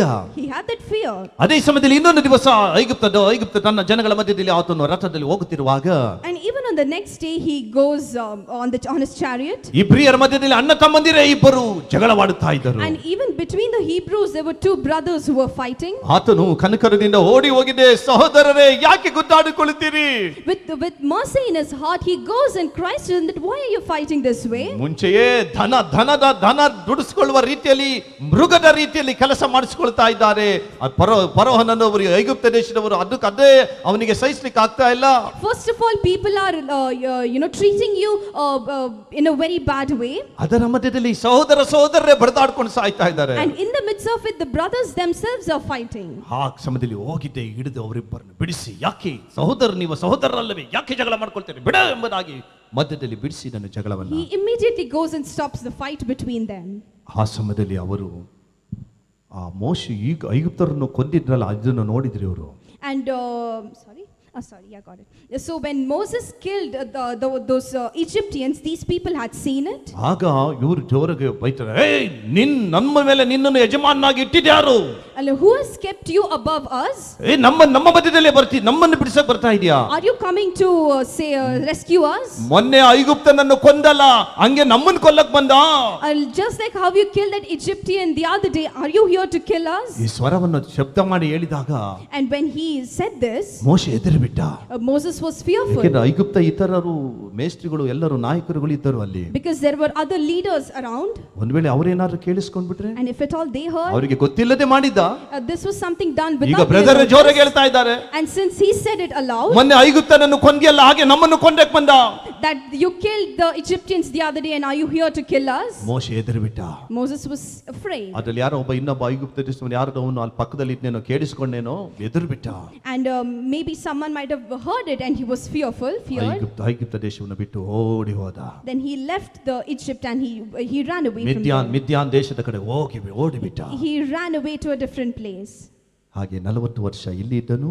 and for 40 years he was here. ನಂತರ ಮಿದ್ಯಾನ್ ದೇಶಕ್ಕೆ ಹೋದನು. and then he goes to the other place. ಎದುರಿ ಓಡಿ ಹೋದನು. he was scared and he left. 106 mile ಓಡಿ ಹೋದನು. he ran for miles together. ಅಲ್ಲಿ ಒಂದು ಮರುಭೂಮಿಯನ್ನು ದಾಟಿ ಹೋದಾಗ ಅಲ್ಲಿ ಒಂದು ಹಳ್ಳಿ ಸಿಕ್ತು. and after he crossed the barren land he sees a village. ಮಿದ್ಯಾನರದ ದೇಶ. it's a place of Midian. ನಂತರ ಅಲ್ಲಿ ನೋಡುತ್ತೇವೆ, ಅಲ್ಲಿರುವಾಗ ತುಂಬಾ ಮರುಭೂಮಿಯಲ್ಲಿ ನಡೆದು ಹೋಗಿದ್ದ ಹಸಿವು ದಾಹ. ಅಲ್ಲಿ ದೇಶಕ್ಕೆ ಪ್ರವೇಶಿಸಿದಾಗ he was hungry and thirsty, and when he entered that place, ಅಲ್ಲಿ ಕುರಿ ಕಾಯುತ್ತಿದ್ದ ಇಬ್ಬರು ಸ್ತ್ರೀಯರು ಹುಡುಗಿಯರು ಸಿಕ್ಕಿರು. there were two women that he came across. ಅಲ್ಲಿ ಅವರು ಅವನಿಗೆ ಮನೆಗೆ ಕರ್ಕೊಂಡು ಹೋದ್ರು. and then they take him home. ಆಗ ಅವರ ಅಪ್ಪನಿಗೆ ಪರಿಚಯ ಮಾಡಿದ್ರು. and they introduces him to his father. ಆಗ ಅವನಿಗೆ ಒಂದು ಕೆಲಸ ಸಿಕ್ತು. and he gets a job there. ಯಾವ ಕೆಲಸ? what work? ಕುರಿ ಕಾಯೋ ಕೆಲಸ. to be a shepherd. ಇಲ್ಲಿ ಐಗುಪ್ತ ದೇಶದಲ್ಲಿ ಅರಸನ ಮನೆಯಲ್ಲಿ ಇದ್ದವನು. he was here as in the palace. ಅಲ್ಲಿ ಹೋಗಿ ಕುರಿ ಕಾಯುವ ಕೆಲಸ ಸಿಕ್ಕಿತು. he goes there and becomes a shepherd. ಇವನು ಯಾರು? who is he? ದೇವರು ಅವನ ತಾಯಿಯ ಗರ್ಭದಲ್ಲಿದ್ದಾಗಲೇ ಇಸ್ರಾಯೇಲರ ನಾಯಕನನ್ನಾಗಿ ಕರೆದಂತ ಮೋಶೆ. he is the Moses who God called even before he was in his mother's womb. ಅವನು 40 ವರ್ಷ ಕುರಿ ಕಾಯಿದ್ದ. ಒಬ್ಬಳನ್ನ ಮದುವೆ ಆದ, ಮತ್ತೆ ಮತ್ತೊಬ್ಬಳನ್ನ ಮದುವೆ ಆದ, ಇಬ್ಬರನ್ನ ಮದುವೆ ಆದ, ಕುರಿ ಕಾಯ್ಕೊಂಡು ಅಲ್ಲಿ ಅಮ್ಮನ ಮನೆಯಲ್ಲಿ ಅಲ್ಲಿ ಕೆಲಸ ಮಾಡ್ಕೊಂಡಿದ್ದ. and he stayed there and he married both the daughters and he worked there. ಆ ಸಮಯದಲ್ಲಿ ಆತನು ಕುರಿ ಕಾಯುತ್ತಿರುವಾಗ ಒಂದು ಸಮಯ ಬಂತು. and there came a day. ಅದು ದೇವರ ಸಮಯ. it was the God's time. that is the Lord's time. it's the Lord's time. ದೇವರ ಸಮಯ ಬಂತು. and when his time ಇಸ್ರಾಯೇಲರ ಕೂಗು ಪರಲೋಕಕ್ಕೆ ಮುಟ್ಟಿತು. and the cry of the Israelites reached heaven. 400 ವರ್ಷ ದೇವರೇ ನಮ್ಮನ್ನು ಈ ಗುಲಾಮತನದಿಂದ ಬಿಡಿಸು, ಈ ಕಷ್ಟವನ್ನು ಸಹಿಸಲಿಕ್ಕೆ ಆಗ್ತಾ ಇಲ್ಲ, ನಾವು ಇನ್ನು ಮುಂದೆ ತಪ್ಪು ಮಾಡಲ್ಲ, ನಿನ್ನ ಬಿಟ್ಟು ನಮಗೆ ಬೇರೆ ದೇವರಿಲ್ಲ, ಯೆಹೋವನೇ ಅಬ್ರಹಾಮ್ ಇಸಾಕ್ ಯಾಕೋಬನ ದೇವರೇ ನಮ್ಮನ್ನು ಕ್ಷಮಿಸು ಎಂಬುದಾಗಿ ಬೇಡುತ್ತಿದ್ದರು. and for 400 years they were there and they kept crying that we will not repeat what we are doing, Lord forgive us. ಆ ಸಮಯದಲ್ಲಿ ಅಬ್ರಹಾಮ್ ಇಸಾಕ್ ಯಾಕೋಬ ಎಂಬುದಾಗಿರೋ ನಂತರ ಬರ್ತದೆ. ಈಗ ಇಲ್ಲಿ ಯಾವಾಗ ಇದನ್ನು ಇದು ಮಾಡ್ತಾರೋ ನಂತರ ನೋಡ್ತೇವೆ. ಆ ರೀತಿ ಇರ್ತಾರೆ. ನಂತರ ಇವನು ಅಲ್ಲಿಂದ ಓಡಿ ಬಂದು 40 ವರ್ಷ ಆದ ಮೇಲೆ, And after 40 years of him coming from there, ಆಗ ಮೋಶೆಗೆ 80 ವರ್ಷ, and he was 80 by then, ಮುದುಕನಾಗಿದ್ದ. he was almost old. ಪ್ರಾಯಸ್ಥನಾಗಿದ್ದಾಗ 40 ವರ್ಷ ಫರೋಹನ ಅರಮನೆಯಲ್ಲಿದ್ದ. 40 years when he was young, he was in the palace. ನಂತರ 40 ರಿಂದ 50, 60, 70, 80 ಮಾವನ ಮನೆಯಲ್ಲಿ ಹೆಂಡತಿ ಮಕ್ಕಳೊಂದಿಗೆ ಆತನು ಜೀವಿಸಿದ, ಕುರಿ ಕಾಯುತ್ತ. And the rest 40 years he was in his in-laws house. ನಂತರ 80ನೇ ವರ್ಷದ ಮುದುಕನಾಗಿದ್ದ. And he was 80 years old. ಆ ಸಮಯದಲ್ಲಿ ಕುರಿ ಕಾಯುತ್ತಿರುವಾಗ ಒಂದು ದಿವಸ ಆತನು ಪ್ರತಿನಿತ್ಯವೂ ಕುರಿ ಕಾಯುತ್ತಿರುವ ಒಂದು ದಿವಸ ಬಂದು ಆತನು ಸಾಮಾನ್ಯವಾಗಿ ಕುರಿ ಕಾಯುತ್ತಿರುವಾಗಲೇ ಒಂದು ದಿವಸ ನೋಡುತ್ತಾನೆ, ಅವನು ಹೋಗುತ್ತಿರುವ ಸ್ಥಳದಲ್ಲಿ ದಗ ದಗ ದಗ ದಗ ಬೆಂಕಿ ಉರಿಯುವುದನ್ನು ನೋಡಿದ. And once while he was looking after his sheep, he saw a burning fire. ಪೊದೆ, it was a bush. ಆ ಪೊದೆ ದಗ ದಗ ದಗ ದಗ ಉರಿಯುತ್ತಾ ಇದೆ. And it kept on burning. ಆಗ ಆತನು ದೂರದಿಂದ ನೋಡ್ತಾ ಇದ್ದ, ಯಾರೋ ಬೆಂಕಿ ಹಚ್ಚಿಬಿಟ್ಟಿದ್ದಾರೆ. And he was seeing it from afar that somebody might have kindled the fire. ಯಾರೋ ಬೆಂಕಿ ಹಚ್ಚಿಬಿಟ್ಟಿದ್ದಾರೆ, ಉರಿತಾ ಇದೆ, ನೋಡ್ತಾ ಇದ್ದ. He was just seeing it that there's a fire burning. ಸಾಮಾನ್ಯವಾಗಿ ನೋಡ್ತಾ ಇದ್ದ, ಸುಮಾರು ಹೊತ್ತಾಗ್ತಾ ಇದೆ, ಉರಿತಲೇ ಇದೆ. And even after a lot of time it still keeps burning. ಆತನು ಕೋಲ್ ಇಟ್ಕೊಂಡು ನೋಡ್ತಾ ಇದ್ದಾನೆ, ಉರಿತಲೇ ಇದೆ. He just keeps watching and it still keeps burning. ಸಾಮಾನ್ಯವಾಗಿ ಒಂದು ಪೊದೆ ಉರಿಯುವಾಗ ಬಡ ಬಡ ಬಡ ಬಡ ಬಡ ಬಡ ಬಡ ಛಡ ಫಡಾಲ್ ಛಡಾಲ್ ಅಂತ ಉರಿತಾರೆ. ನೀವು ಬೆಂಕಿ ದೊಡ್ಡದಾಗಿ ಉರಿಯೋದಕ್ಕೆ ಎಷ್ಟು ನೋಡಿದ್ರೆ ಗೊತ್ತಿಲ್ಲ. ಕಡ್ಡಿ ಎಲೆ ಎಲ್ಲ ಉರಿಯುವಾಗ ಪಟ್ ಫಟಾರ್ ಛಡ ಫಟಾರ್ ಶಬ್ದ ಬರುತ್ತೆ. Normally when the fire is burning, it produces different sounds and it burns. Different sound means ಛಟ ಫಟ ಫಟ. ಆಗ ಆ ಒಂದು ಪೊದೆ ಏನ್ ಮಾಡ್ತದೆ, ಎಲ್ಲ ಮೆಲ್ಟ್ ಆಗಿ ಕರಗಿ ಬೀಳ್ತದೆ. ಬೆಂಕಿ ಅವಾಗ ಕಮ್ಮಿ ಆಗ್ತದೆ. And after it burns for a certain time, it just keeps burning. ಆದ್ರೆ ಆ ಬೆಂಕಿ ಆದರೂ ಧಗ ಧಗ ಧಗ ಧಗ ಧಗ ಉರಿತಾ ಇದೆ, ಆದರೆ ಆ ಪೊದೆ ಇದ್ದ ಹಾಗೆ ತಟಸ್ಥವಾಗಿದೆ. But when that fire was burning, the bush was just still. ಎಲೆಗಳು ಸುಟ್ಟು ಹೋಗುತ್ತಿಲ್ಲ. The leaves are not burning. ಕಾಂಡಗಳು ಸುಟ್ಟು ಹೋಗುತ್ತಿಲ್ಲ. And the branches are not burning. ಪೊದೆ ಹೇಗೆ ಇದೆಯೋ ಹಾಗೆ ನಿಂತಿದೆ ಗಟ್ಟಿಯಾಗಿ. Just like how it is there, it is there. ಆದ್ರೆ ಬೆಂಕಿ ಆದರೂ ಧಗ ಧಗ ಧಗ ಧಗ ಉರಿಯುತ್ತಾ ಇದೆ. But the fire keeps burning. ಆಗ ಅವರಿಗೆ ಆಶ್ಚರ್ಯವಾಯಿತು, ಸುಮಾರು ನೋಡಿ ಆಶ್ಚರ್ಯವಾಯಿತು. He sees this and he is surprised. ಅರೆ ಏನು ಉರಿತಾ ಇದಾಗ್ತಾ ಇಲ್ವಲ್ಲ, ಮೆಲ್ಟ್ ಆಗ್ತಾ ಇಲ್ವ ಎಂಬುದಾಗಿ ಹತ್ತಿರ ಹೋದ, ಏನು ನೋಡ್ಬೇಕೆಂಬುದಾಗಿ. And he was curious and he goes towards it to see. ಹತ್ತಿರ ಹೋಗುತ್ತಿರುವಾಗಲೇ ಒಂದು ಶಬ್ದವನ್ನು ಕೇಳ್ದ. And even as he was nearing, he hears a voice. ನಾನು ಎಲ್ಲಿ ಹೋಗ್ತೀನಿ ನೋಡ್ತಿದ್ಯಾ, ತೆಗೆದಿದ್ಯಾ? ಅವಾಗ ದೇವರ ಸ್ವರ ಏನು ಬತ್ತಲ್ಲಿ? ಎಕ್ಸೋಡಸ್ ಚಾಪ್ಟರ್ 4 ಬೆಂಕಿ. ಮೋಶೆಯೇ ಎಂದು ಕರೆದನು. ಅಲ್ಲಿ ಯಾವಾಗ ಇವನು ಹತ್ತಿರ ಹೋಗ್ತಾ ಇದ್ದನೋ, ಓಕೆ, ನಮ್ಮ ರನೀಟಾ ವೆರಿ ಬ್ರಿಲಿಯಂಟ್. ನಾವು ಏನು ಮಾತು ಹೇಳ್ಕೊಡ್ತಾ ಇರ್ತೇನೆ ಅದರಲ್ಲಿ ಇರ್ತಾಳಲ್ಲಿ. ಆ ಯಾವ ಶಬ್ದದಲ್ಲಿ ನಾನು ಮೆಸೇಜ್ ಕೊಡ್ತಾ ಇದ್ದೀನಿ, ಎಲ್ಲಿ ಇರ್ತಾನೆ ಮುಂಚೆನೇ ತೆಗೆದಿರ್ತಾಳೆ. ಗುಡ್. ಆಗ ಯಾವಾಗ ಹತ್ತಿರ ಹೋಗುವಾಗಲೇ ದೇವರ ಸ್ವರವನ್ನು ಕೇಳಿದಾನೆ. And when he nears, he hears the voice of the Lord. Reference 3:4. Exodus 3:4. ಮೋಶೆಯೇ. And he hears the voice which said, Moses, Moses. Yes. ಅದಕ್ಕವನು ಇಗೋ ಇದ್ದೇನೆ ಅಂದನು. ದೇವರು ಅವನಿಗೆ, ನೀನು ಹತ್ತಿರ ಬರಬೇಡ, ನಿನ್ನ ಕಾಲಿನ ಕೆರಗಳನ್ನು ತೆಗೆದುಹಾಕು, ನೀನು ನಿಂತಿರುವ ಸ್ಥಳವು ಪರಿಶುದ್ಧ ಭೂಮಿ ಎಂದು ಹೇಳಿದನು. And he said, Here I am. Then he said, Do not come near. Take your sandals off your feet, for the place on which you are standing is a holy ground. ಯಾವಾಗ ಉರಿಯುತ್ತಿರುವ ಬೆಂಕಿ ನೋಡ್ಲಿಕ್ಕೆ ಹತ್ತಿರ ಹೋದನು, ಆಗ ಹೇಳ್ತಾನೆ, ಮೋಶೆಯೇ ಹತ್ತಿರ ಬರಬೇಡ. He says that Moses, do not come near. ಮೊದಲು ನಿನ್ನ ಕಾಲಲ್ಲಿರುವ ಚಪ್ಪಲಿಯನ್ನು ತೆಗೆದುಹಾಕು. Take off your sandals from your feet. ನೀನು ನಿಂತಿರುವ ಸ್ಥಳ ಪರಿಶುದ್ಧವಾದದ್ದು. The place in which you are standing is a holy place. ಯಾಕೆಂದ್ರೆ ದೇವರು ಅಲ್ಲಿ ಇಳಿದು ಬಂದಿದ್ದಾನಲ್ಲ. Because God had descended there. ಉರಿಯುವ ಪೊದೆ ಮತ್ತೊಂದಲ್ಲ, ಅದು ದೇವರು ತಾನೇ. The burning bush is God himself. ದೇವರು ತಾನೇ ಮೋಶೆಗೆ ತಾನು ಪ್ರತ್ಯಕ್ಷನಾಗಿ ಕಾಣಿಸಿಕೊಂಡನು. It is God who revealed himself to Moses. ಕಾರಣ ಐಗುಪ್ತ ದೇಶದವರ ಮೊರೆ. Because it was the cry of the Egyptians. ಪ್ರಿಯ ದೇವರ ಮಕ್ಕಳೇ, ನೂರಾರು ಬೈಲುಗಳ ಹಿಂದೆ ದೂರದಲ್ಲಿ ಮೊರೆ ಇಡುತ್ತಿರುವ ಮಕ್ಕಳ ಬಿಡುಗಡೆಗಾಗಿ ದೇವರು 100 ಮೈಲಿಯಿಂದ ದೂರದಲ್ಲಿರುವ ಒಬ್ಬ ಮನುಷ್ಯನ ಬಳಿಗೆ ದೇವರು ಅಲ್ಲಿ ಇಳಿದು ಬಂದಿದ್ದಾನೆ. For the deliverance of people who are crying out from miles together, even from there, he chose a person who was from afar to go with it. ಅಲ್ಲಿ ದೇವರು ಏನು ಹೇಳ್ತಾ ಇದ್ದಾನೆ ಮೋಶೆಗೆ? And what does God tell Moses?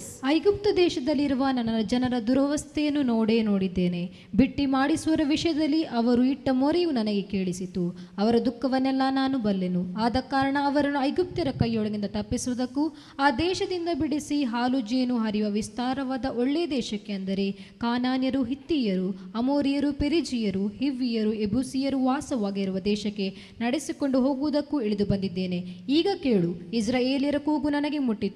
ಐಗುಪ್ತರು ಅವರಿಗೆ ಕೊಡುವ ಉಪದ್ರವವನ್ನು ನಾನು ನೋಡಿದ್ದೇನೆ. ಆದುದರಿಂದ ನನ್ನ ಜನರಾಗಿರುವ ಇಸ್ರಾಯೇಲ್ಯರನ್ನು ಐಗುಪ್ತ ದೇಶದಿಂದ ಹೊರಗೆ ಬರಮಾಡುವುದಕ್ಕೆ ನಿನ್ನನ್ನು ಫರೋಹನ ಬಳಿಗೆ ಕಳುಹಿಸುತ್ತೇನೆ, ಬಾ ಅಂದನು.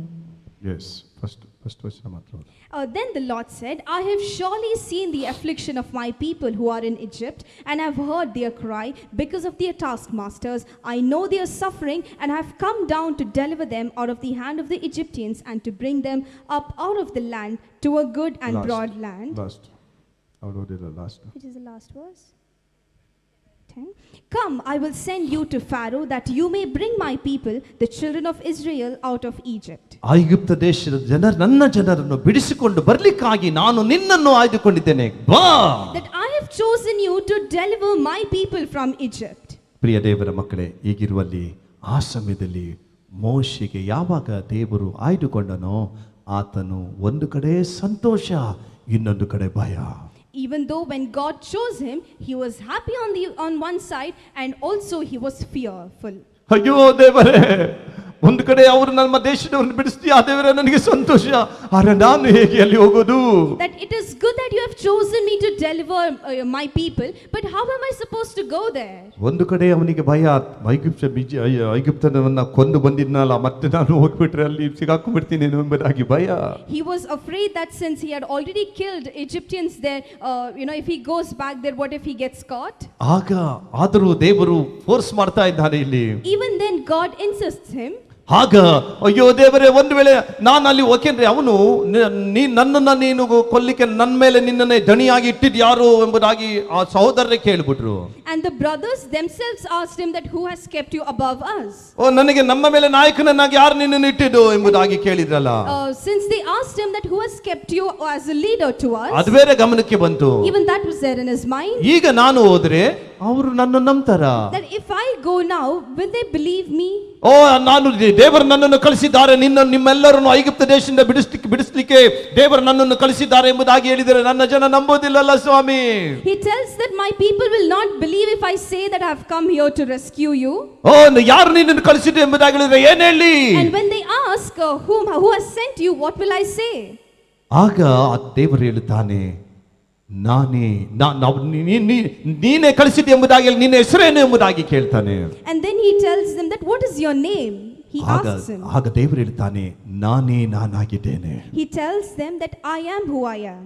ನಾನಾಗಿದ್ದೇನೆ. I am who I am. ಇರುವಾತನೇ ಆಗಿದ್ದೇನೆ. I am the one who is with you. ನಾನು ಕಳಿಸಿದ್ದೇನೆ ಎಂಬುದಾಗಿ ನನ್ನ ಜನರಿಗೆ ಹೇಳು. Tell my people that I have sent you. ಆದ್ರೆ ಅವನು ಅಯ್ಯೋ ದೇವರೇ, ಹೆಂಗೆ ಅವ್ರು ನಂಬೋದಿಲ್ಲ, ಏನ್ ಮಾಡೋದು ಎಂಬುದಾಗಿ ಆತನು ಬಹಳ ತಡವರಿಸುತ್ತಾನೆ. He tells them that they will not believe, and what will I do? ಆಗ ದೇವರು ಹೇಳ್ತಾರೆ, ನಿನ್ನ ಕೈಲಿರೋದೇನು?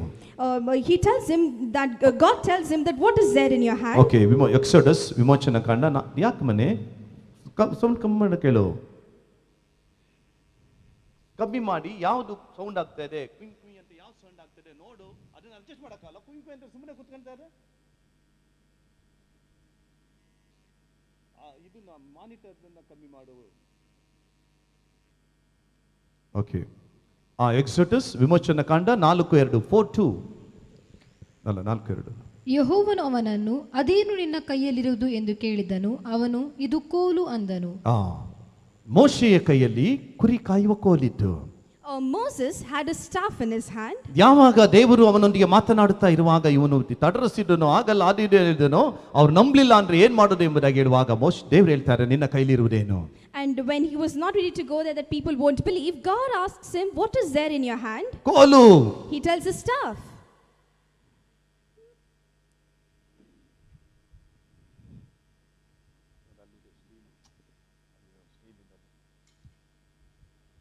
ನಿನ್ನ ಕೈಲಿರುವುದೇನು?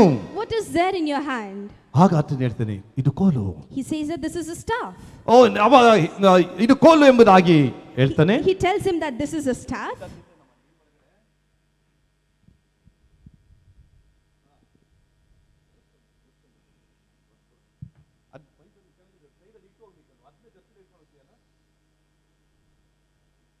ಮಕ್ಕಳು ಅಲರ್ಟ್ ಆಗಿಲ್ಲ ತೆಗೆದುಕೊಂಡು ಹೋಗುವಾಗ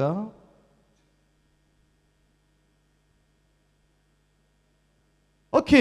ಆಗ ದೇವರು ಹೇಳ್ತಾನೆ ನಿನ್ನ ಕೈಲಿ ಇಷ್ಟು ಸಣ್ಣ ಇರೋದಿಲ್ಲ ಮೋಶೆದು. ಅವನು ಎಷ್ಟು ಉದ್ದ ಇದ್ನೋ ಅಷ್ಟು ಉದ್ದ ಇರ್ತದೆ ಅದು ಕೋಲು. ಕುರಿ ಕಾಯುವಾಗ ಉದ್ದ ಇರ್ತದೆ ಅದು ಕೋಲು.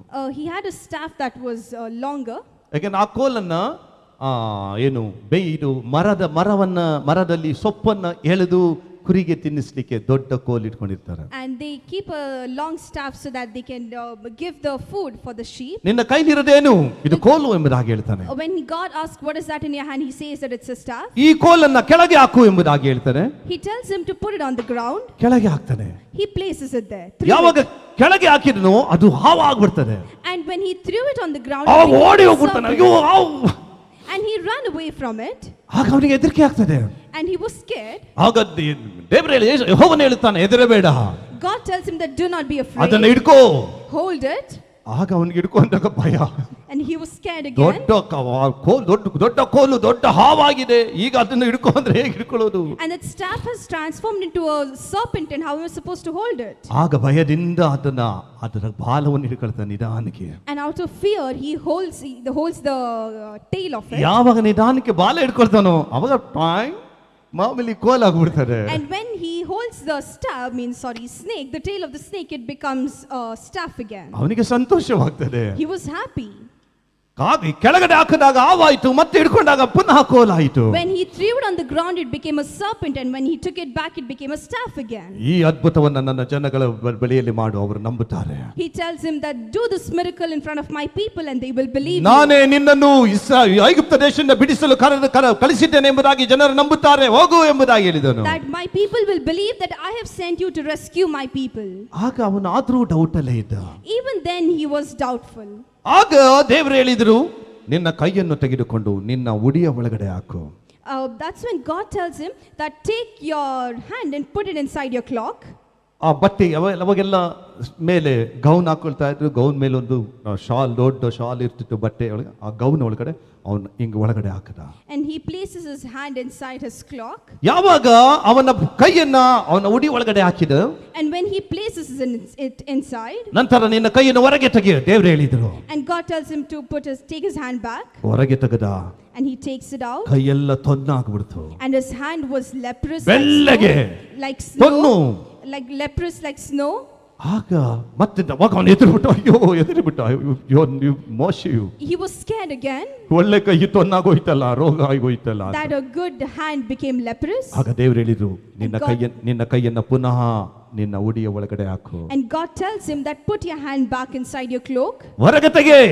Take it out. ತೆಗೆದಾಗ ಮೊದಲಿದ್ದ ಹಾಗೆ ಕೈ ಆಯಿತು. And it was restored like the rest of his flesh. ಹೋಗು ಈ ಅದ್ಭುತವನ್ನು ಮಾಡು. And he tells him that do this miracle.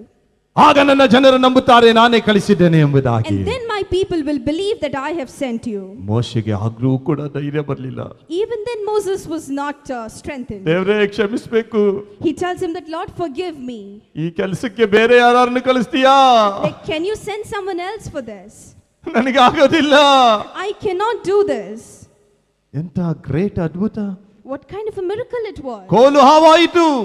Staff became a serpent. ಹಿಡಿದಾಗ ಮತ್ತೆ ಕೋಲಾಯಿತು. And it became a a staff ಕೈ again. ತೊನ್ನಾಯಿತು, The hand became leprous. ಕ್ಷಣ ಮಾತ್ರದಲ್ಲಿಯೇ ಗುಣವಾಯಿತು. And then it was healed. ಇದು ದೇವರಿಂದ ಹೊರತು ಮತ್ತಾರಿಂದ ಸಾಧ್ಯವಿಲ್ಲ. If not for God, it is not possible with anyone ಇಂಥ else. ಅದ್ಭುತ ಮಾಡಿದರು ಮೋಶೆ ಹೆದರಿಬಿಟ್ಟ, ದೇವರೇ ನನಗಂತೂ ಆಗಲ್ಲ. Even after God did this miracle, he still refused to go. ಬೇರೆ ಯಾರಾದ್ರೂ ನೋಡ್ಕೋ. Let's see someone else in my place. ದೇವ್ರು ಹೇಳಿದ್ರು, ನನಗೆ ಗೊತ್ತದೆ ಆರೋನನು ಇದ್ದಾನೆ ಎಂಬುದಾಗಿ ನನಗೆ ಗೊತ್ತದೆ. He tells him that I know that Pharaoh is there. ಆತನ ಹೇಳ್ತಾನೆ, ನಾನು ಮಾತಿನಲ್ಲಿ ತೊದಲ್ತೇನೆ ಸ್ವಾಮಿ, ನನಗೆ ಆಗಲ್ಲ ಸ್ವಾಮಿ ಅಂತ ಭಾರಿ ತೊದಲ್ತಾನೆ. He tells that Lord, I am slow in speech and of tongue. ತೊದಲುವ ನಿನ್ನನ್ನೇ ನಾನು ಆಯ್ದುಕೊಂಡಿದ್ದೇನೆ. That I have chosen you itself. ನನಗೆ ಸ್ಪಷ್ಟವಾಗಿ ಪರ್ಟಿಕ್ಯುಲರ್ ಆಗಿ ಟಕ್ ಟಕ್ ಟಕ್ ಟಕ್ ಟಕ್ ಅಂತ ಮಾತಾಡುವರು ಬೇಕಾಗಿಲ್ಲ, ತೊದಲುವರೇ ಬೇಕು. ಕಮಾನ್. He tells him that I do not want a person who is perfect in everything. I want the one who is slow in speech. ದೇವರೇ, ನನಗೆ ಜ್ಞಾನ ಇಲ್ಲ, ನನಗೆ ಬುದ್ಧಿ ಇಲ್ಲ, ನನಗೆ ಮಾತಾಡಕ್ ಬರಲ್ಲ, ನನಗೆ ವಿದ್ಯಾಭ್ಯಾಸ ಬರಲ್ಲ, ನನಗೆ ಇಂಗ್ಲಿಷ್ ಬರಲ್ಲ, ಕಂಗ್ಲಿಷ್ ಬರಲ್ಲ. ನೋ, ದೇವರು ಅದನ್ನು ನೋಡೋದಿಲ್ಲ. God will not see any kind of excuses that you give. ನನಗೆ ನೀನು ಬೇಕು, That I want you, ಬಾ. just come. ಆದರೂ ಅವನ ಒಂದು ಒತ್ತಾಯಕ್ಕೆ ಸರಿ, ಆರೋನನ್ನು ಕರ್ಕೊ ನಿನ್ ಜೊತೆಯಲ್ಲಿ, ಆದ್ರೆ ನೀನೇ ಮಾತಾಡಬೇಕು, ನಿನ್ನ ಮೂಲಕವೇ ನಾನು ಮಾತನಾಡ್ತೇನೆ. And since Moses hesitated so much to go, God tells him that fine, I will send someone with you, take Aaron with you, but you yourself have to speak. ಆರೋನನು ನಿನಗೆ ಬಾಯಂತಿರುತ್ತಾನೆ, Aaron will be with you. ನೀನಾದರೂ ಫರೋಹನನಿಗೆ ದೇವರಂತಿರುತ್ತಿ. But for Pharaoh you will be like a god. ಮೋಶೆಯನ್ನ ದೇವರು ಆಯ್ದುಕೊಂಡು ಫರೋಹನನಿಗೆ ದೇವರನ್ನಾಗಿ ನೇಮಿಸುತ್ತಾ ಇದ್ದಾನೆ. God chooses Moses to be like a god to Pharaoh. ಆದರೆ ದೇವರಾದರೂ ಮೋಶೆಯೊಂದಿಗೆ ಸಂಭಾಷಿಸುತ್ತಿದ್ದನು. God conversates with Moses. ಎಲ್ಲ ವಿಷಯವನ್ನು ಮೋಶೆಗೆ ದೇವರು ಪ್ರಕಟಿಸುತ್ತಿದ್ದನು. God reveals everything to Moses. ಆದರೆ ಮಾತನಾಡಲಿಕ್ಕೆ ಆರೋನನನ್ನು ಇಟ್ಕೊಂಡಿದ್ದನು. But to speak he appointed Aaron. ಆಗ ಮೋಶೆ ಏನ್ ಹೇಳ್ತಾನೆ ಆರೋನ್ಗೆ? And what does Moses say to Aaron? ದೇವರಿಗೆ ಏನ್ ಹೇಳ್ತಾನೆ ಆರೋನ ವಿಷಯದಲ್ಲಿ? ನೀನು ನಿನ್ನ ಬಾಯಿಗೆ ಅವನು ಬಾಯಿಗೆ ಸಹಾಯವಾಗಿದ್ದು ನೀವು ಮಾಡಬೇಕಾದುದನ್ನು ಬೋಧಿಸುವನು. ಅವನೇ ನಿನಗೋಸ್ಕರ ಜನರ ಸಂಗಡ ಮಾತಾಡುವನು. ಅವನು ನಿನಗೆ ಬಾಯಂತಿರುವನು, ನೀನು ಅವನಿಗೆ ದೇವರಂತಿರುವಿ. ಹಲ್ಲೆಲೂಯಾ. ಫರೋಹನನಿಗೆ ಮೋಶೆಯನ್ನ ದೇವರನ್ನಾಗಿ ನೇಮಿಸಿದನು, ಆದರೆ ಮೋಶೆಯ ಬಾಯಿ ಆರೋನನನ್ನು ಕೊಟ್ಟನು. God chooses Moses to be shall be as God to Pharaoh and as mouth to Moses the Aaron. ಪ್ರಿಯ ದೇವರ ಮಕ್ಕಳೇ, ದೇವರು ಅದ್ಭುತವಾಗಿ ಮೋಶೆಯನ್ನ ಇಸ್ರಾಯೇಲರ ನಾಯಕರನ್ನಾಗಿ ನೇಮಿಸಿ ಐಗುಪ್ತ ದೇಶಕ್ಕೆ ಕಳಿಸುತ್ತಾ ಇದ್ದಾನೆ. God mightily chooses him as a leader for the Israelites and he goes there to Egypt. ಮೋಶೆಯ ಆ ಒಂದು ಕೋಲು ಏನು ಕೊಟ್ಟನೋ ದೇವರು, ಆ ಕೋಲು ಏನು ಅದ್ಭುತವಾಯಿತು ಕೋಲು ಮೂಲಕ. The staff that God gave him and the miracle that took place through it. ಆ ಕೋಲು ಏನಾಗಿದೆ? What is that ಆ staff? ಸಾಮಾನ್ಯ ಕೋಲು ಅದು ಯಾವ ಕೋಲಾಗಿ ಪರಿವರ್ತನೆ ಆಯಿತು? A normal staff, how did it transform? ಏನೆಲ್ಲ ಆಯಿತು? What all happened? ನಾವು ಮುಂದಿನ ವಾರದಲ್ಲಿ ನೋಡಿಕೊಳ್ಳೋಣ. We will see in the coming week. ಹೀಗಿರಲಿ ಪ್ರಿಯ ದೇವರ ಮಕ್ಕಳೇ, ದೇವರು ನಮ್ಮನ್ನು ಆಯ್ದುಕೊಂಡ ಮೇಲೆ When God has chosen us, ಅಧಿಕಾರ ಕೊಟ್ಟು has given us the authority, ಉಪಯೋಗಿಸುತ್ತಾನೆ. he'll lead us, use ನಾವಾದರೂ us. But we, ದೇವರ ಕರೆಗೆ ಹೋಗುಟ್ಟು paying heed to his call, ದೇವರಿಗೆ ವಿಧೇಯರಾಗಿ being obedient to ದೇವರು him, ಏನು ಹೇಳುತ್ತಾನೋ to what God says, ಅದನ್ನು ಧೈರ್ಯದಿಂದ ಮಾಡೋಣ. let us boldly do it. ದೇವರು ಅದ್ಭುತವಾಗಿ ನಮ್ಮನ್ನು ನಡೆಸುವನಾಗಿದ್ದಾನೆ. God will mightily lead us. ಪ್ರಾರ್ಥಿಸೋಣ. Let's pray. ತಂದೆಯಾದ ದೇವರೇ, ನಿನಗೆ ಸ್ತೋತ್ರವನ್ನು ಸಲ್ಲಿಸ್ತೇವೆ ದೇವರೇ. ಈ ಸುಂದರ ಅವಕಾಶಕ್ಕಾಗಿ ಸ್ತೋತ್ರ. ಹೌದು ಸ್ವಾಮಿ, ನಿನ್ನ ಸಾನ್ನಿಧ್ಯದಲ್ಲಿದ್ದೇವೆ ದೇವರೇ. ಹೌದಪ್ಪ ದೇವರೇ, ನೀನು ಪ್ರತಿಯೊಬ್ಬೊಬ್ಬರನ್ನು ಸ್ವಾಮಿ ವಿಶೇಷವಾದ ಉದ್ದೇಶದಿಂದ ಆಯ್ದುಕೊಳ್ಳುತ್ತಿ. ಆ ಉದ್ದೇಶವು ಅಪ್ಪ ನಮ್ಮ ಜೀವಿತದಲ್ಲಿ ನೆರವೇರುವ ತನಕ ನೀನು ಬಿಡುವ ದೇವರಲ್ಲ, ಅದ್ಭುತವಾಗಿ ನಡೆಸುವನು. ವಿಧೇಯರಾಗಿ ಒಪ್ಪಿಸಿಕೊಡುವಂತ ಮಕ್ಕಳಿಗೆ ಅದ್ಭುತವಾಗಿ ನಡೆಸುವನು ನೀನಾಗಿದೆ, ಅದಕ್ಕಾಗಿ ಸ್ತೋತ್ರ. ಹೌದು ಸ್ವಾಮಿ, ನೀನು ಹೃದಯವನ್ನು ನೋಡುವ ದೇವರಪ್ಪ. ನಮ್ಮ ಒಂದು ಹೊರಗಿನ ತೋರ್ವಿಕೆಯನ್ನು ನೀನು ನೋಡುವುದಿಲ್ಲ. ನಮ್ಮಲ್ಲಿ ಯಾವ ಟ್ಯಾಲೆಂಟ್ ಇದೆ, ನಾವು ಎಷ್ಟು ಶಕ್ತರು, ನಾವು ಎಷ್ಟು ಬಲಾಢ್ಯರು, ನಾವು ಎಷ್ಟು ಗುಣವಂತರು, ನಾವು ಒಂದು ಜ್ಞಾನವಂತರು ಎಂಬುದಾಗಿ ನೀನು ನೋಡುವುದಿಲ್ಲ ದೇವರೇ. ನಿನ್ನ ಕೈಗೆ ಸಿಗುವಂಥದ್ದನ್ನು ನೀನು ಬಯಸುತ್ತಿ ಅಪ್ಪ. ಯಥಾರ್ಥವಾಗಿ ಓ ತಗ್ಗಿದ ಮನಸ್ಸಿನಿಂದ ನಿನ್ನ ಸನ್ನಿಧಿಗೆ ಸಿಗುವಂತವರನ್ನ, ವೈರಾಗ್ಯವುಳ್ಳವರಾಗಿ, ಓ ಹೃದಯದಲ್ಲಿ ಓ ಆತ್ಮಗಳ ಭಾರ, ನಶಿಸುವ ಆತ್ಮಗಳ ಭಾರವನ್ನ ಹೊಂದಿದವರನ್ನ ನೀನು ನೋಡಿ, ಅವರು ಯಾವ ಬಲಹೀನತೆಯಲ್ಲಿ ಇದ್ದರೂ ದೇವರ ನೀನು ಅದೆಲ್ಲವನ್ನು ತುಂಬಿಸಿ ಉಪಯೋಗಿಸುವ ದೇವರು ನೀನಪ್ಪ. ನಿನಗೆ ಸ್ತೋತ್ರ ದೇವರೇ. ನಮ್ಮನ್ನು ಒಪ್ಪಿಸಿಕೊಟ್ಟಿದ್ದೇವೆ, ನಿನ್ನ ಚಿತ್ತಾನುಸಾರವಾಗಿ ರೂಪಿಸಿ ನಡೆಸು. ಯೇಸುವಿನ ನಾಮದಲ್ಲಿ ಪ್ರಾರ್ಥಿಸ್ತೇವೆ ಪರಲೋಕದ ತಂದೆಯಾದ ದೇವರೇ. ಅಂತ್ಯಾಶೀರ್ವಾದವನ್ನು ಸ್ವೀಕಾರ ಮಾಡೋಣ. ತಂದೆಯಾದ ದೇವರ ಪ್ರೀತಿ, ಕರ್ತನಾದ ಯೇಸುವಿನ ಕೃಪೆ, ಪರಿಶುದ್ಧಾತ್ಮನ ಅನ್ಯೋನ್ಯತೆ ಇಂದು ಎಂದೆಂದು ನಮ್ಮೆಲ್ಲರೊಂದಿಗಿರಲಿ. Amen, amen. God bless you all.